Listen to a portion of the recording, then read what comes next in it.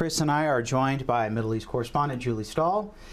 Julie, question number one, prediction. This is really important. You got to get all these predictions right. Uh-oh. Well, 2026 is going to be a big year for Gaza, likely something surrounding rebuilding. What are your predictions for Gaza? Yeah, well, we can say what we know needs to happen. You know, obviously they need to have a total revamping of who they think they are.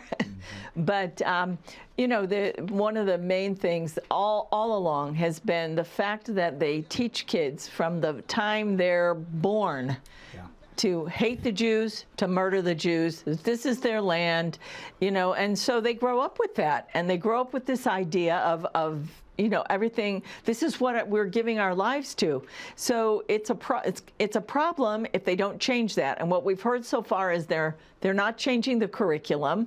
You know, they have it in summer camps, they have it everywhere. And if they're not going to change that, nothing's going to change in Gaza. On the other hand, there are plenty of clans in Gaza who really don't want Hamas there anymore. They want to rebuild, they want a different life, but, you know, they're prevented because right now Hamas has the weapons. Some of them are working with Israel.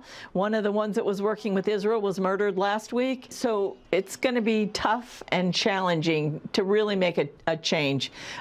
The whole idea of international troops there, Hamas has said, no, we're not disarming. They are not willing to say we lost. Yeah. So it's going to be challenging. This education's been going on since 2005, 2006. I mean, we're talking even before. Multiple generations of this. Yeah, Chris, what are your predictions for Gaza? Well, we know what the goals are for the Trump peace plan, which is first disarmament by Hamas. They've said pretty clearly they're not going to do that. And then de-radicalization, which has to do with this curriculum that goes on for decades. So that's phase 3.